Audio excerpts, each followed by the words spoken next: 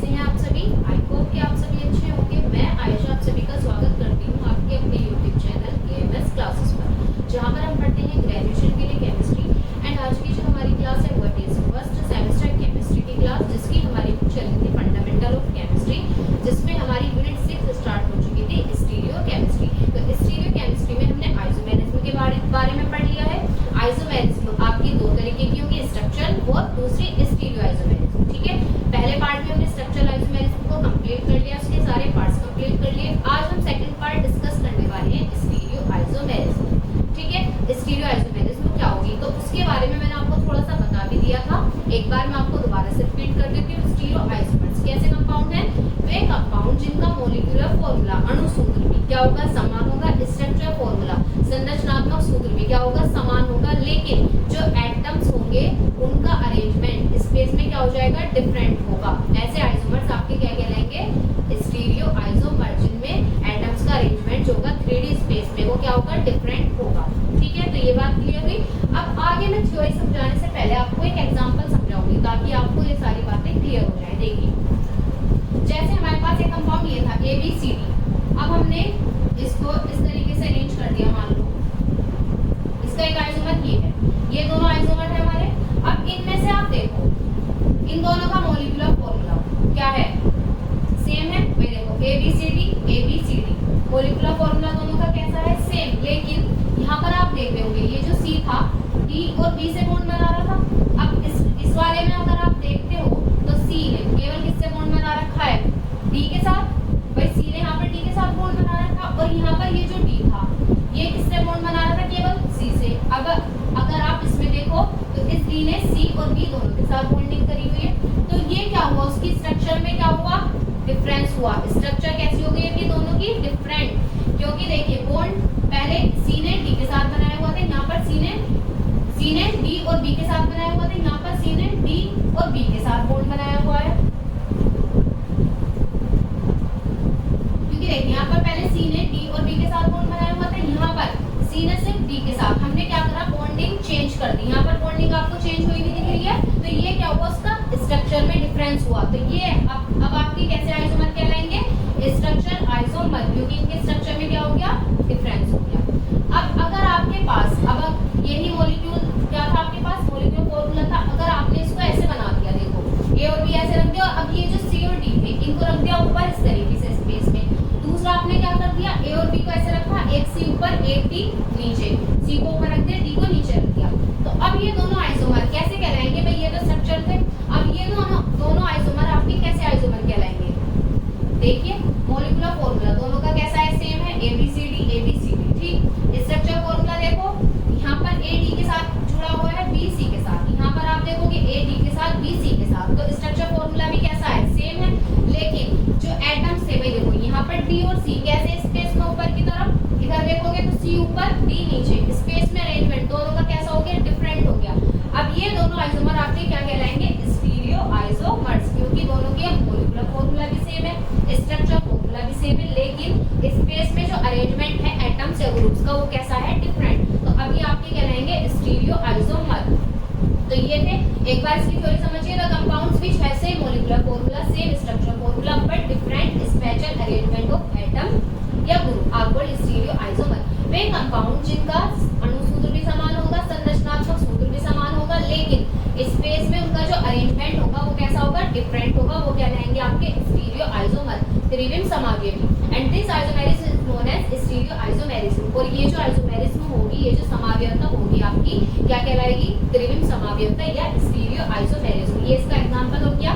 ठीक, तो ये आपके कैसे थे? Structural isomers. अब इसके बाद इसमें हम फर्स्ट पार्ट पढ़ेंगे अपना ज्योमेट्रिकल आइसोमेरिज्म। ज्योमेट्रिकल आइसोमर्स कैसे कंपाउंड होंगे? सेम वही, भाई स्टीरियो का ही पार्ट है तो क्या होगा? मॉलिक्यूलर फॉर्मूला भी सेम होगा, स्ट्रक्चर फॉर्मूला भी सेम होगा, लेकिन जो एटम्स या ग्रुप से अटैच होंगे कंपाउंड में उनका जो अरेंजमेंट है स्पेस में वो कैसा होगा? डिफरेंट होगा। वो आपके कहलाएंगे ज्योमेट्रिकल आइसोमर्स। और ऐसी आइसोमेरिज्म को हम बोल देंगे ज्योमेट्रिकल आइसोमेरिज्म। इसका एक नाम और है आपका सिस ट्रांस आइसोमेरिज्म भी हम इसी को बोलते हैं। क्यों बोलते हैं? क्योंकि इसमें दो फॉर्म आपको दिखेगी। जब आप स्पेस में अरेंजमेंट करोगे एटम्स का तो दो फॉर्म आपको नजर आएगी। तो वो आगे मैं आपको एग्जांपल के साथ समझा दूंगी। तो एक बार आप इसकी थ्योरी देखिए।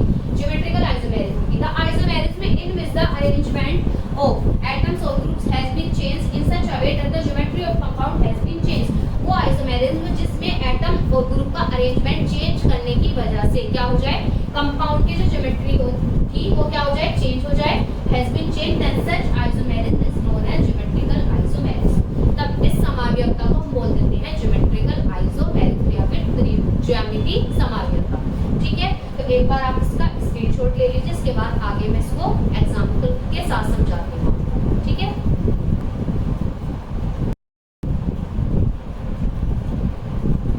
तो आई होप आप सभी को यहाँ तक का क्लियर हुआ हो। तो आगे चलते हैं। आगे चलने से पहले मैं आपको एक एग्जांपल के थ्रू ज्योमेट्रिकल आइसोमेरिज्म समझाती हूँ। देखिए, जैसे हमारे पास एक एग्जांपल है 1,2-डाइक्लोरोइथीन।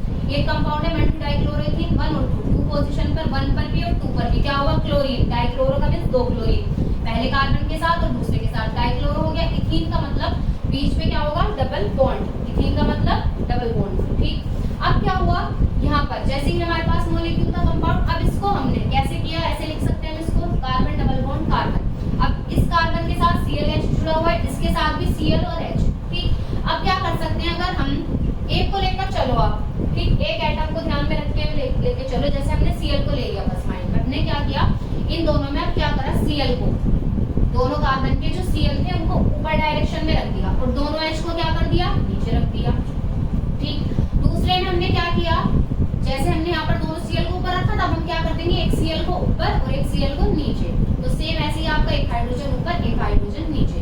अब देखिए, मैं दोनों आइसोमर आपसे पूछूंगी कौन सा आइसोमर, स्ट्रक्चर या फिर स्टीरियो, तो आप क्या बताओगे। देखो, स्ट्रक्चर में सेम ही है। देखो स्ट्रक्चर दोनों की कैसे, carbon double bond carbon, carbon double bond carbon. इस कार्बन में अभी हमने Cl को ध्यान में रखे हुए हमने अरेंजमेंट किया है ना, तो देखिए कार्बन के साथ ClH, इस कार्बन के साथ भी ClH, इस कार्बन के साथ देखोगे ClH, इसके साथ भी ClH। तो स्ट्रक्चर कैसी है, सेम है दोनों की। मॉलिक्यूलर फार्मूला भी 1,2-डाइक्लोरोइथीन है दोनों। ठीक, लेकिन आप अरेंजमेंट देख रहे हो स्पेस में एटम का कैसा है, इसमें दोनों Cl ऊपर की तरफ, इसमें एक Cl ऊपर एक Cl नीचे की तरफ। अरेंजमेंट एटम्स का कैसा है, डिफरेंट। अब अगर सेम ग्रुप आपके होते हैं सेम साइड, अगर जब हमने अरेंजमेंट किया है एटम का, उसमें अगर सेम ग्रुप आपके होते हैं सेम साइड, तो उस फॉर्म को बोलते हैं हम सिस। और अगर सेम ग्रुप आपके होते हैं अपोजिट डायरेक्शन में, तो उस फॉर्म को बोलते हैं हम ट्रांस। अब आपके पास ये दो अपोजिट आइसोमर्स बनते हैं, इन दोनों आइसोमर को हम क्या बोलते हैं, ज्योमेट्रिकल आइसोमर्स। ठीक, अब देखिए, जो आपका ज्योमेट्रिकल आइसोमेरिज्म के लिए आपकी दो कंडीशन है। पहली कंडीशन क्या होती है, उन्हीं कंपाउंड में ज्योमेट्रिकल आइसोमेरिज्म होगी, मींस ज्योमेट्रिकल आइसोमर्स बनेंगे सिस और ट्रांस। किनमें, अगर कार्बन के बीच कार्बन के बीच डबल बॉन्ड होगा, मींस कंपाउंड में क्या होना चाहिए, डबल बॉन्ड होना चाहिए, एक डबल बॉन्ड जरूर होना चाहिए एटम्स के बीच। ठीक, जैसे यहाँ पर कार्बन थे, दोनों के बीच क्या था, डबल बॉन्ड। डबल बॉन्ड होना क्यों जरूरी है, क्योंकि जो आपका होता है डबल बॉन्ड, उसमें पाई जाती है restricted rotation. Restricted rotation means, देखिए, जो आपका होता है सिंगल बॉन्ड, उसमें फ्री रोटेशन होती है, उसमें आपको सिंगल बॉन्ड से जो कार्बन जुड़े हैं वो इजीली ऐसे मूव कर सकते हैं। कैसे, ऐसे मूव कर सकते हैं। अब इन कार्बन पर एटम भी लगे हुए हैं, तो वो भी इजीली क्या कर सकते हैं, मूव कर सकते हैं। ठीक, अब आपका मान लो दोनों कार्बन के बीच बन गया डबल बॉन्ड। अब आप जैसे यहाँ पर डबल बॉन्ड बन गए दोनों कार्बन के बीच, अब आप अगर मान लो इसको पकड़कर, इस वाले कार्बन को पकड़कर दूसरे को क्या करना चाहो, मूव करना चाहो, तो आप जब मूव करोगे ना, तो देख रहे हो आप क्या हो रहा है, मूव करने पर ऐसे ये बॉन्ड ब्रेक हो जाएगा, मींस डबल बॉन्ड आपका क्या हो जाएगा, टूट जाएगा। तो अगर हमने एक बार अरेंजमेंट कर दिया एटम्स का स्पेस में, मींस हमने जैसे इस फॉर्म बनाई यहाँ पे ट्रांस, अगर हम क्या करें अब कि इसको पकड़कर अब इसको घुमाने की कोशिश करेंगे ना, तो ये जो बॉन्ड होगा इन दोनों कार्बन के बीच का, वो क्या हो जाएगा, टूट जाएगा। मींस डबल बॉन्ड में आपकी रिस्ट्रिक्टेड रोटेशन होती है, जिसकी वजह से अब ये जो सिस फॉर्म है, ये दोबारा से इस फॉर्म में ट्रांस में नहीं कन्वर्ट हो सकती, या ना ट्रांस आपकी सिस में कन्वर्ट हो सकती। ठीक, क्योंकि डबल बॉन्ड में आपका रिस्ट्रिक्टेड रोटेशन पाया जाएगा। अगर एटम मूव करने की कोशिश करेंगे तो क्या हो जाएगा, बॉन्ड ब्रेक हो जाएगा उनके बीच का। और अगर एटम मूव कर गए तो आप देख रहे हो मूव कर जाएंगे तो क्या हो जाएगा, ना सिस बनेगी ना ट्रांस। सिस और ट्रांस कब बन रही है, जब वो मूव नहीं कर पा रहे। ठीक, जब वो एटम्स आपके स्पेस में मूव नहीं कर पा रहे, रोटेट नहीं हो रहे, तब आपकी दो फॉर्म बन रही है सिस और ट्रांस। अगर वो मूव कर जाएंगे तो सिस ट्रांस की बात ही खत्म हो जाएगी आपकी। ठीक है, तो ये होता है आपका रिस्ट्रिक्टेड रोटेशन। दूसरा आपका दूसरी कंडीशन है ज्योमेट्रिकल कंपाउंड जो आपके कार्बन डबल बॉन्ड कार्बन है दोनों कार्बन पर आपके डिफरेंट ग्रुप प्रेजेंट होने चाहिए। जो डबल बॉन्डेड कार्बन एटम आपस में जुड़े हुए हैं उन पर आपके डिफरेंट एटम जुड़े होने चाहिए दोनों। जैसे देखिए यहाँ पर आपका एग्जांपल है, जैसे कि यहाँ पर क्या हो रहा है, इस वाले कार्बन पहले एक कार्बन ये देखोगे, फिर ये वाला, इस वाले कार्बन पे दोनों ग्रुप कैसे हैं, एक्स वाई डिफरेंट। इस वाले कार्बन पर देखो दोनों ग्रुप कैसे एक्स वाई, ये आपस में इस तरीके से तो सिमिलर हो जाए, चाहे उससे कोई फर्क नहीं पड़ेगा, लेकिन आपस में जैसे इस कार्बन पर देखोगे तो इस कार्बन पे आपके डिफरेंट होने चाहिए। जैसे यहाँ पर एक एग्जांपल ये था। अब हम कैसे पहचानेंगे, ये पहचानने के लिए तो ये कंडीशंस बताई गई, इसमें ज्योमेट्रिकल आइसोमेरिज्म होगी, इसमें नहीं। अगर आपके कंपाउंड में डबल बॉन्ड है, अब पहली कंडीशन तो क्या है, डबल बॉन्ड देखोगे। दूसरी कंडीशन क्या है कि जो डबल बॉन्डेड कार्बन एटम है उन पे डिफरेंट एटम्स जुड़े होने चाहिए। जैसे यहाँ पर है कार्बन डबल बॉन्ड कार्बन, अब इस कार्बन पर CH2 CH3 एक ग्रुप ये है, एक H लगा हुआ है। अब इस कार्बन पर देखोगे एक H एक H, तो इस कार्बन पर आपके कैसे ग्रुप आ रहे हैं, दोनों सिमिलर, तो इसमें आपकी ज्योमेट्रिकल आइसोमेरिज्म नहीं होगी। अगर एक भी कार्बन पर, दोनों में से एक कार्बन पर भी सिमिलर ग्रुप आ गए ना आपके, तो उसमें ज्योमेट्रिकल आइसोमेरिज्म नहीं होगी, मींस सिस ट्रांस आइसोमर नहीं बनेंगे। ठीक, सिस ट्रांस आइसोमर कब बने, यहाँ पर जब हमने देखा सिस ट्रांस आइसोमर कब बने, जब दोनों पर डिफरेंट ग्रुप थे। तो हमने क्या करा, दोनों पर डिफरेंट ग्रुप थे, एक बार क्या करा, दोनों ग्रुप को ऊपर रख दिया, एक बार हमने क्या करा, एक ग्रुप को ऊपर एक ग्रुप को नीचे, तभी आपके सिस ट्रांस आइसोमर बने हैं। तो ये आपकी थी कंडीशन। तो एक बार इसकी थ्योरी समझिए। The main reason for geometrical isomerism is the restrict rotation around double bonded carbon atom. Geometrical isomerism होने का जो मेन रीजन है वो क्या है, रेस्ट्रिक्टेड रोटेशन है around double bonded carbon atom. जो कार्बन परमाणु है उनके डबल बॉन्डेड के चारों ओर जो रोटेशन होता है वो क्या हो जाता है, रेस्ट्रिक्ट हो जाता है, इसलिए ज्योमेट्रिकल आइसोमेरिज्म उसमें होगी। It also possible with other double bonds, और ये पॉसिबल हो सकती है और डबल बॉन्डेड्स में, जैसे C डबल बॉन्ड N, यहाँ पर कार्बन और नाइट्रोजन के बीच कैसा है, डबल बॉन्ड है, तो इसमें भी आपकी ज्योमेट्रिकल आइसोमेरिज्म हो सकती है। N डबल बॉन्ड N, इसमें भी आपकी क्या हो सकती है, ज्योमेट्रिकल आइसोमेरिज्म होती है। C डबल बॉन्ड S, इसमें भी आपकी ज्योमेट्रिकल आइसोमेरिज्म हो जाएगी। ठीक, तो ऐसे याद रखना है। दो कंडीशन है, पहली कंडीशन डबल बॉन्ड होना चाहिए, दूसरी कंडीशन कार्बन जो डबल बॉन्डेड कार्बन है उन पर दोनों ग्रुप कैसे, दोनों कार्बन पर डिफरेंट ग्रुप होने चाहिए। अब एग्जांपल ये रहा था, ये बता दिया था मैंने आपको। अगर देखो सेम ग्रुप सेम साइड है तो सिस फॉर्म, अगर सेम ग्रुप अपोजिट डायरेक्शन में तो ट्रांसफॉर्म। इन्हें भी मैं आपको थ्योरी के साथ भी लिखवाऊंगी। टाइप्स ऑफ ज्योमेट्रिकल आइसोमर्स, दो तरीके के आइसोमर्स होंगे। अब देखिए कंडीशन फॉर ज्योमेट्रिकल आइसोमेरिज्म। पहली condition, in given compound at least one carbon double bond carbon should present. Given compound, जो भी कंपाउंड दिया हुआ होगा उसमें कम से कम एक कार्बन डबल बॉन्ड कार्बन होना जरूरी है। ठीक, second condition, double bonded carbon atom should have different group. जो डबल बॉन्डेड कार्बन परमाणु हैं उन पर कैसे ग्रुप होने चाहिए, डिफरेंट ग्रुप होने चाहिए। ठीक, जैसे एग्जांपल यहाँ पर मैंने आपको अभी ये समझाई दिया, तो एक बार आप ये सारा नोट कर लीजिए। इसको रेस्ट्रिक्टेड रोटेशन को आप एक तरीके से ऐसे भी समझ सकते हो, जैसे कि लड़की है, ठीक, अब उसकी शादी हो गई, अभी उसकी शादी नहीं हुई, तो शादी से पहले क्या है, उस पर कोई भी रेस्ट्रिक्ट नहीं है, उस पर कोई भी क्या नहीं है, रोक नहीं है, वो इजीली कहीं भी जा सकती है, फ्रीडम है उस पर घूमने की, दोस्तों के साथ आने जाने की, सब चीज की क्या है, फ्रीडम है। ठीक, अब मान लो उसकी शादी हो जाए तो अब क्या हो सकता है, अब उस पर बहुत सारी रेस्पॉन्सिबिलिटीज आ जाएंगी। अब वो इजीली फ्रीडम की तरह, जैसे वो जा रही थी ना, आ रही थी, घूम रही थी, और वो ऐसे नहीं घूम पाएगी, उस पर बहुत सारी रेस्पॉन्सिबिलिटी आ जाएंगी, जिम्मेदारी आ जाएगी। ठीक, तो ये क्या हुआ, रेस्ट्रिक्ट हो गया, उसका जो रोटेशन था, घूमने का जो था, वो क्या हो गया, रेस्ट्रिक्ट हो गया। डबल बॉन्ड ये काम करेगा कि जब डबल बॉन्ड आ जाएगा तो जो एटम इजीली घूम रहे थे ना, उनका घूमना क्या हो जाएगा, बंद। अब अगर हमने उन्हें एक स्पेस में इस तरीके से अरेंज कर दिया ऊपर की तरफ, तो वो वहीं रहेंगे आपके। ठीक, नीचे की तरफ कर दिया तो वो नीचे की तरफ ही रहेंगे, वो वापस से अपने उसी फॉर्म में नहीं आ सकते। ठीक है, तो एक बार आप इसका भी स्क्रीनशॉट ले लीजिए। चलिए, अभी मैंने आपको बताया था कि दो तरीके के आइसोमर होंगे आपके, ज्योमेट्रिकल आइसोमर, एक सिस और एक ट्रांस।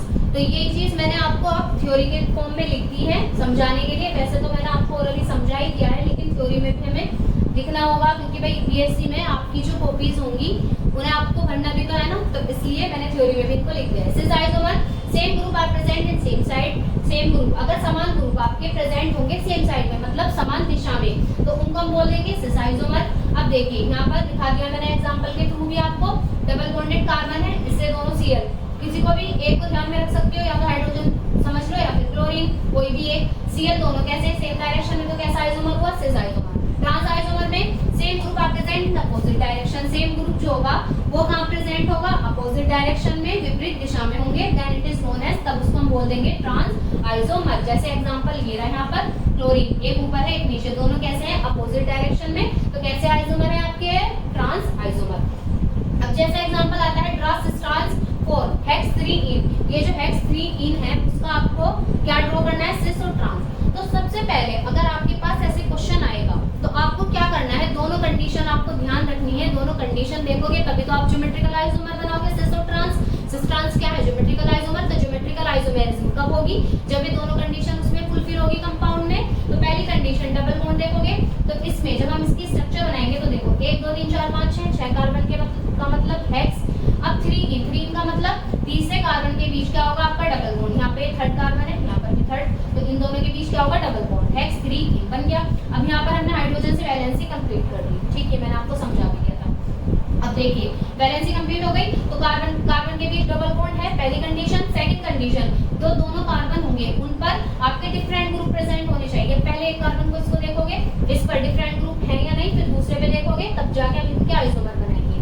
तो अब देखिए जो पहला कार्बन था ये, इस पर एक H है, यहाँ पर आपको H दिख रहा है, और C2H5, देखो दो कार्बन है तो C2 और 3 और 2 5 H हो गया, तो C2H5 एक जगह, C2H5 प्रेजेंट और एक H प्रेजेंट है, तो दो डिफरेंट ग्रुप। अब इस वाले पर भी देखोगे सेम यही, एक H है और एक C2H5, दो डिफरेंट ग्रुप प्रेजेंट है। तो जब हम इसका बनाएंगे सिस में क्या कर दोगे, सेम ग्रुप सेम डायरेक्शन में, और ट्रांस में सेम ग्रुप अपोजिट डायरेक्शन में। तो क्या करोगे जब इसकी बनाओगे आप cis form, C double bond C, दोनों carbon C double bond C, double bonded carbon है। अब इन पर जब ग्रुप को अरेंज करोगे तो सेम ग्रुप जब सेम साइड करोगे तो क्या हो जाएगी, सिस फॉर्म, और अपोजिट डायरेक्शन में तो ट्रांस। तो आप किसी को भी ले सकते हो, भाई हमारे पास जैसे हाइड्रोजन है, इसके पास भी एक हाइड्रोजन है, इसके पास भी एक हाइड्रोजन, तो आप हाइड्रोजन को ध्यान में भी रख के कर सकते हो, C2H5 को भी ध्यान में रख के कर सकते हो। देखो अगर आप मान लो H और H इस तरीके से H ऊपर रख दोगे, C2H5 कहाँ रख दोगे, नीचे, C2H5। तो बात तो वही है, सेम ग्रुप कैसे आ रहे हैं, सेम साइड में, तो ये आपकी क्या होगी, सिस फॉर्म। सेम इसी तरीके से दूसरा आप क्या कर सकते हो, C डबल बॉन्ड C, यहाँ पर एक H रख दो ऊपर, एक H कहाँ रख दोगे, नीचे अपोजिट डायरेक्शन में। इसी तरीके से C2H5 आ जाएगा यहाँ पर आपका C2H5। तो ये फॉर्म आपकी कैसी होगी, ट्रांस। तो किसी भी एक का आप अरेंजमेंट करके कर सकते हो, ठीक है, एक को ध्यान में रखते हुए। तो एक बार आप इसका भी स्क्रीनशॉट ले लीजिए, फिर इसके बाद हम एक एग्जांपल और पढ़ने वाले हैं इसमें। तो देखिए सेकंड एग्जांपल है, जैसे हमारे पास ये मॉलिक्यूल है, इसकी हमें सिस और ट्रांस आइसोमर बनानी है। ये ज्योमेट्रिकल, पहले हम क्या देखेंगे, इसमें ज्योमेट्रिकल आइसोमेरिज्म पॉसिबल है या नहीं, उसके लिए हम दोनों कंडीशन देखेंगे। पहली कंडीशन डबल बॉन्ड देखेंगे, दूसरी कंडीशन जो डबल बॉन्डेड कार्बन है उन पर डिफरेंट ग्रुप प्रेजेंट है या नहीं। तो देखिए डबल बॉन्ड है इसमें। दूसरी कंडीशन, अब इस वाले कार्बन को देखो, इस पर आपके दो डिफरेंट ग्रुप दिख रहे हैं, एक ग्रुप क्या है, COH एसिड है, और एक H। इस पर देखोगे तो इस पर भी एसिड और H, दोनों पे कैसे ग्रुप है प्रेजेंट, डिफरेंट। तो अब इसमें ज्योमेट्रिकल आइसोमेरिज्म हो जाएगी, मींस सिस और ट्रांस आइसोमर बन जाएगी। तो जब हम इसका सिस ट्रांस बनाएंगे तो कैसे बनाएंगे, देखो कार्बन डबल बॉन्ड कार्बन। अब जब सिस बनाएंगे तो सेम ग्रुप, अगर हमने रख दिया सेम डायरेक्शन में, जैसे COH था COH, इन दोनों को कहाँ रख दिया, सेम डायरेक्शन में, और ऐसे ये H हो जाएंगे आपके सेम डायरेक्शन में। तो ये आपकी क्या हो गई, सिस फॉर्म। अब अगर हम क्या कर दें, एक COH ऊपर और एक COH नीचे, ऐसे यहाँ पर एक H ऊपर एक H नीचे। मैंने अभी आपको बताया है, दोबारा से रिपीट कर रही हूँ कि कोई भी एक ग्रुप की आप अरेंजमेंट कर सकते हो, तब आपकी सिस और ट्रांस मिलेंगे आपको। तो देखिए किसी भी एक को ध्यान में रखते हुए यहाँ पर बन जाएगी ये ट्रांस, क्योंकि COH ऊपर है, यहाँ पर COH कहाँ है, नीचे। तो ये सिस ट्रांस की बन गई। अब मैंने आपको एक बात और बताई कि ये दोनों कंपाउंड जो होंगे वो इनकी फिजिकल और केमिकल प्रॉपर्टीज हमेशा डिफरेंट होगी। केमिकल प्रॉपर्टीज का मतलब क्या होता है कि जब ये रिएक्शन करेंगे तो सिस की रिएक्शन अलग होगी और ट्रांस रिएक्शन में अलग तरीके से पार्टिसिपेट करेगा। तो ये जो फॉर्म बनती है इस मॉलिक्यूल की सिस फॉर्म, इसको बोल देते हैं मैलिक एसिड। इसका नाम भी अलग हो जाएगा, मैलिक एसिड, और इसका नाम हो जाता है फ्यूमेरिक एसिड, जो कि ट्रांस फॉर्म है, फ्यूमेरिक एसिड। तो इन दोनों का नाम अलग हो गया। अब इन दोनों का नाम अलग हो गया, अब इनकी फिजिकल और केमिकल प्रॉपर्टीज भी होंगी, दोनों की क्या होंगी, डिफरेंट होंगी। तो एक बार आप इसका भी स्क्रीनशॉट ले लीजिए।